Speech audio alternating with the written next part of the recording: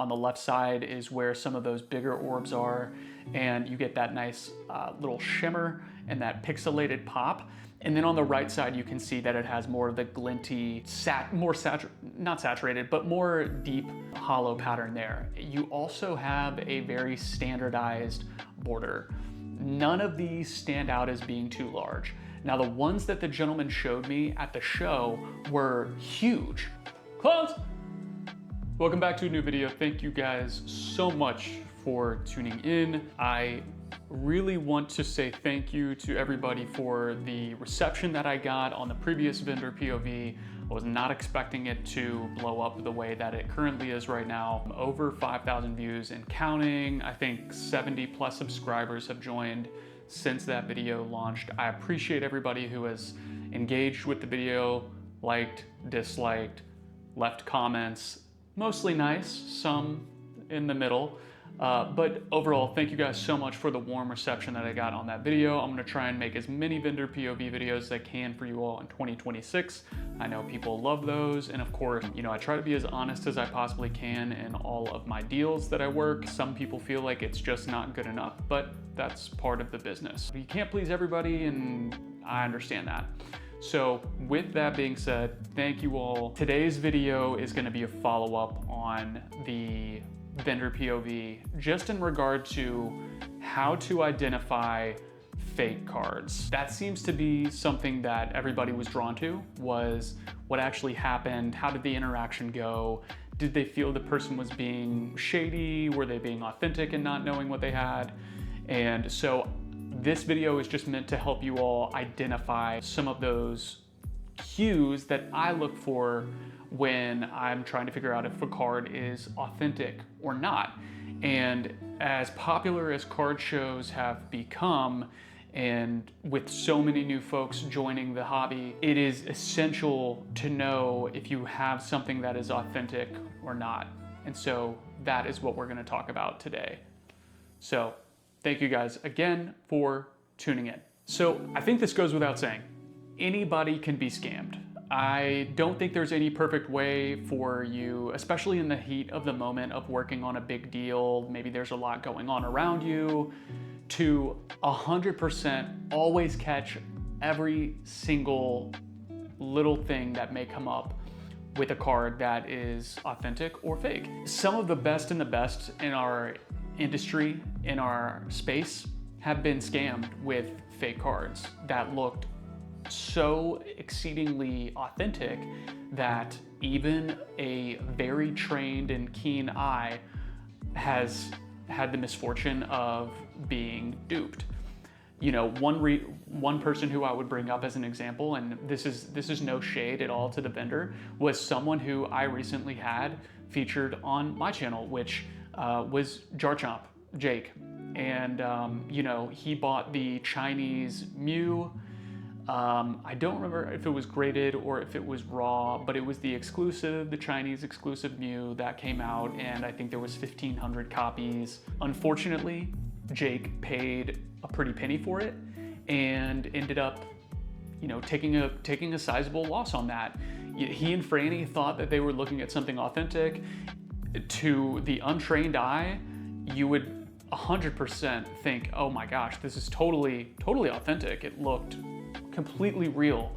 And if it wasn't for sending it in for, I think it was raw, if it wasn't for sending it in for grading and having it come back as being fake, they may still have thought it was authentic. It was that good.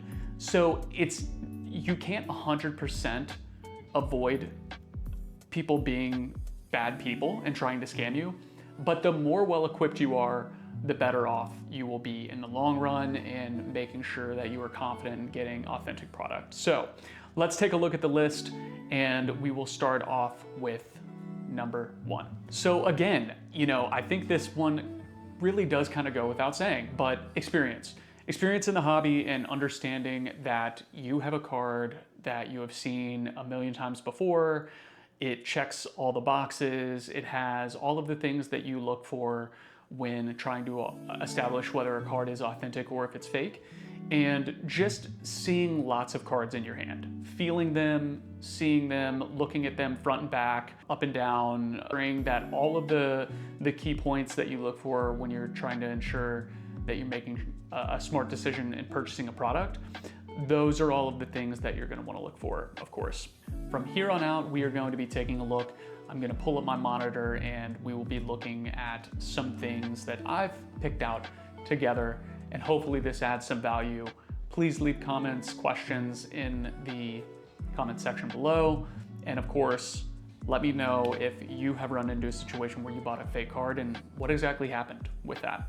So number 2 is making sure that the holo patterns and texture make sense.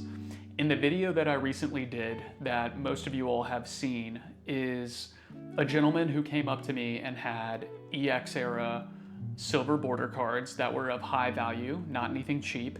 And as I had mentioned in the video, I am master setting this era of card, and I immediately could tell that something was off.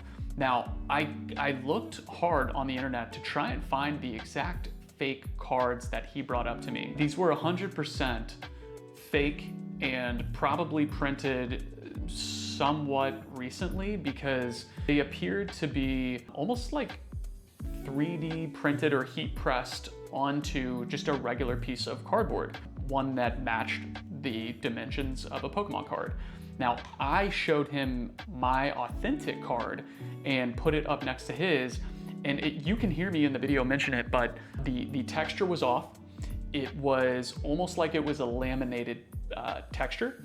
And so the holo pattern and the border of the card and the texture of the card were completely off.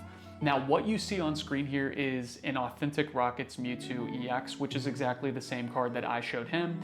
This is one that has been graded by PSA, so you know that it is authentic. Basically, what you can see here is generally the bordering has that consistent holo, Osmo holo that originated in base set 2.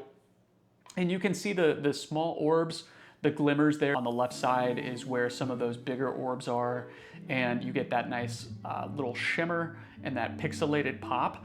And then on the right side, you can see that it has more of the glinty, not saturated, but more deep holo pattern there. You also have a very standardized border.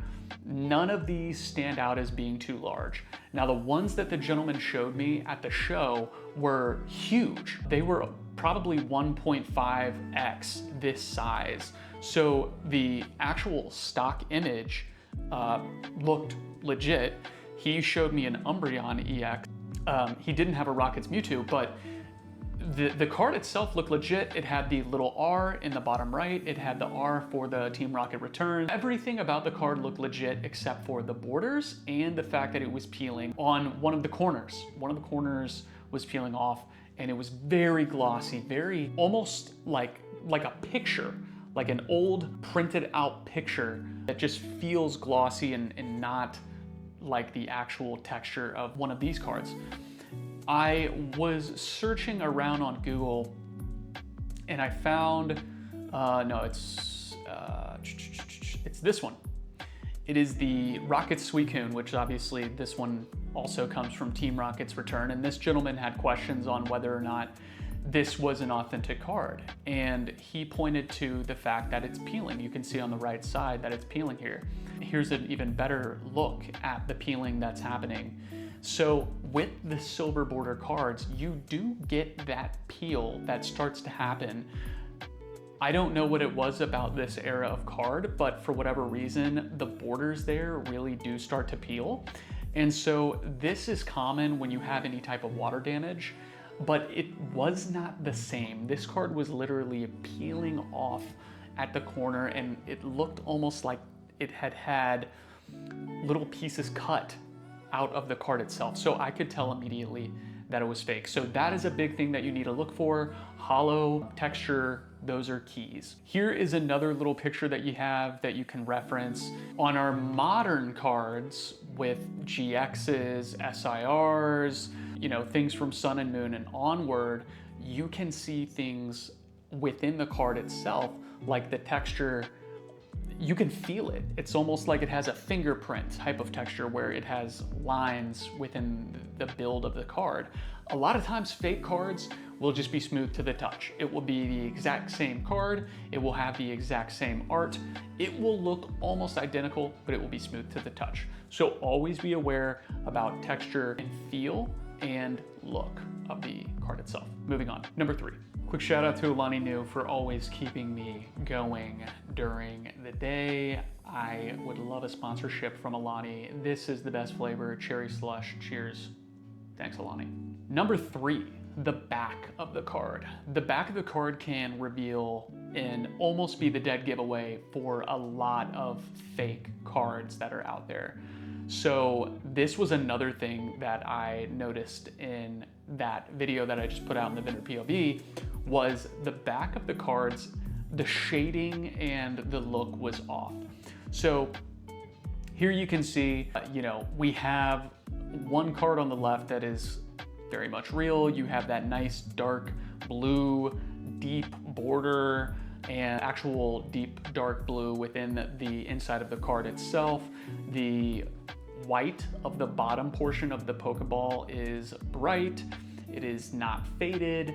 It is not sun shaded or anything like that. It looks completely legitimate. Now on the right hand side, this is a lot more what those cards that the gentleman had showed me looked like. The Pokeball itself on the bottom, not the red part, the white, was almost like a greenish yellow. So you could tell immediately that it didn't look like all of my authentic cards. And so that was another dead giveaway. The rest of the card, again, was very similar to this in the fact that it did look a bit like it was faded throughout. Even the yellow and blue of the Pokemon actual text itself was also faded. And so that was completely off. And so look for things like that when you are trying to make sure that the back of the card matches up with what you would be expecting. Here's another quick one. This is an obvious one. If you have the card right side up when you turn it around and it looks like it should on the left with the Pokeball being right side up, because of course the text is flipped on the bottom and the top. When you turn the card over, if it's right side up and the Pokeball is flipped, it's a fake, obviously. So that's an easy one. This one kind of goes back to what we were just talking about with making sure that the borders look legitimate. Now, here is where I do want to caution. This will obviously be pretty apparent when you're looking at a card, and most people wouldn't fake a miscut card. However, sometimes you will get a card that was miscut. That's a manufacturer's error. What will happen typically though is, as you can see here on the right with this fake card, the borders are all very thin. All 360 degrees of that back of the card are very thin. Now with a miscut card, typically you'll have one corner, say the bottom right, that's very, very thin, and then the top left corner, completely adjacent, will be very, very thick.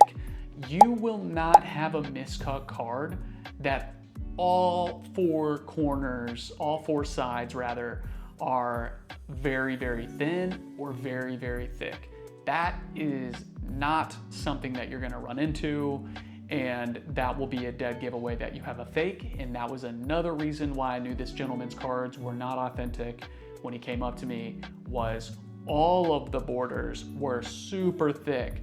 And I was like, yeah, that's clearly not a miscut. That's just a fake card. So be on the lookout for that. Okay, number 4.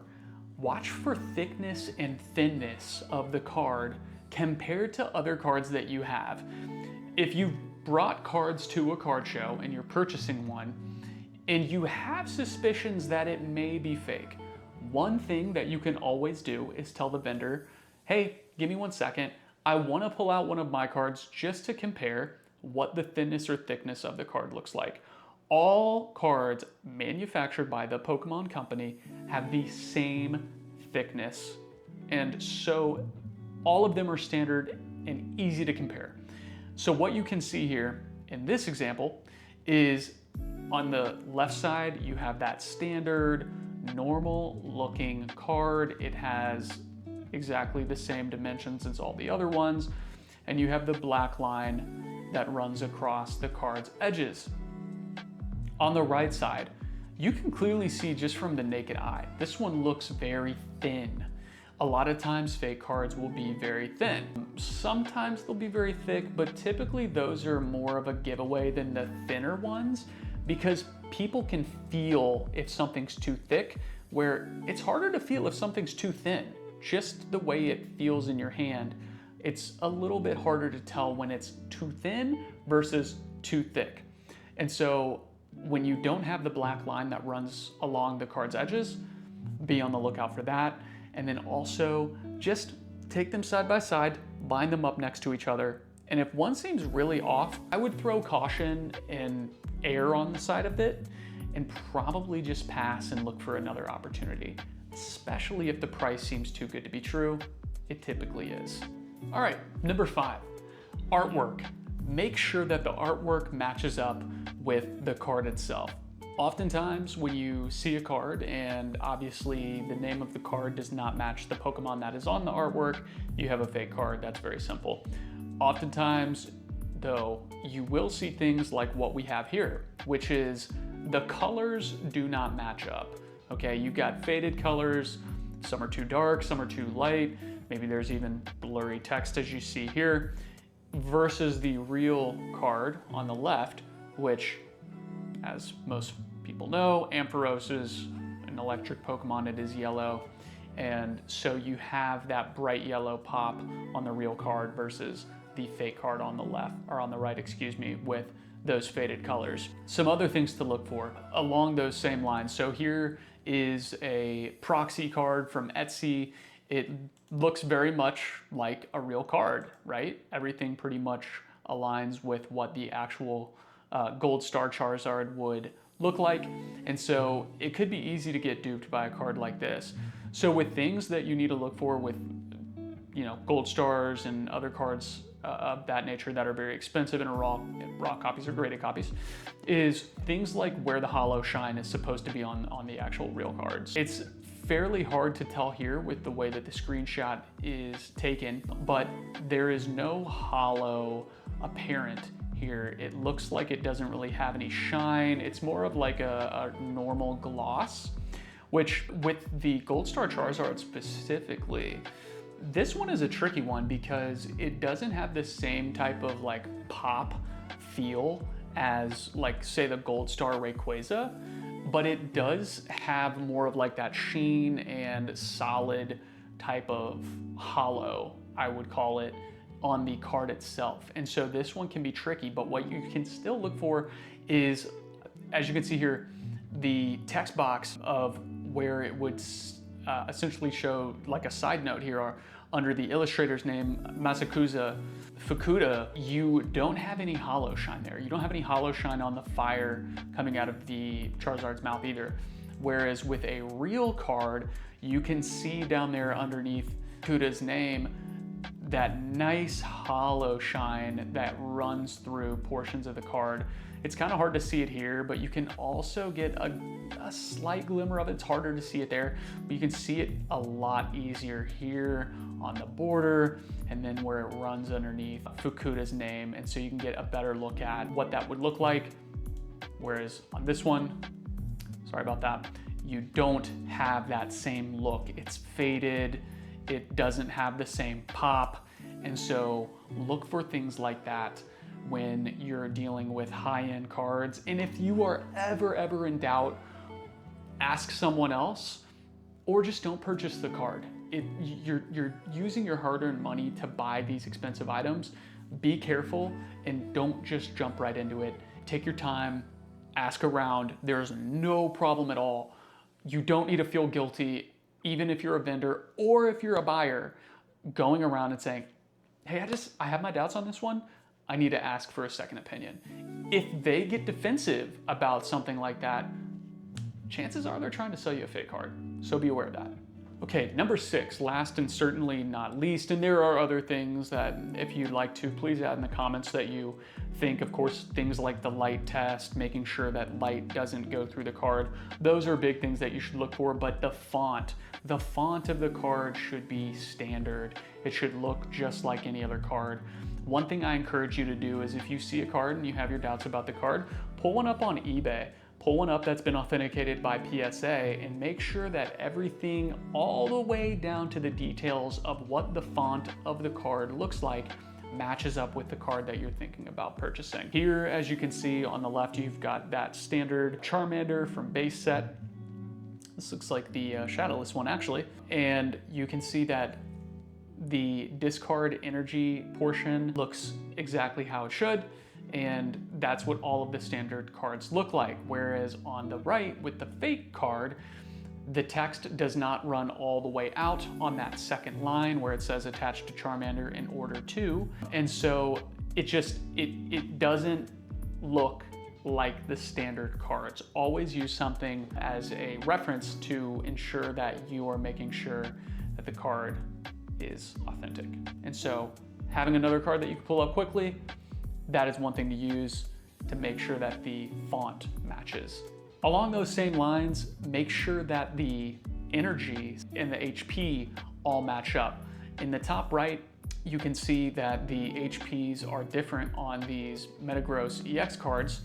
And of course, when you know that you have a real one that's been authenticated by PSA, BGS, CGC, and you know that the HP is 340 in this instance, and this one is 550 with different looking text, you clearly have a fake card. Okay, this one can be subtle, but like I was mentioning, the energy.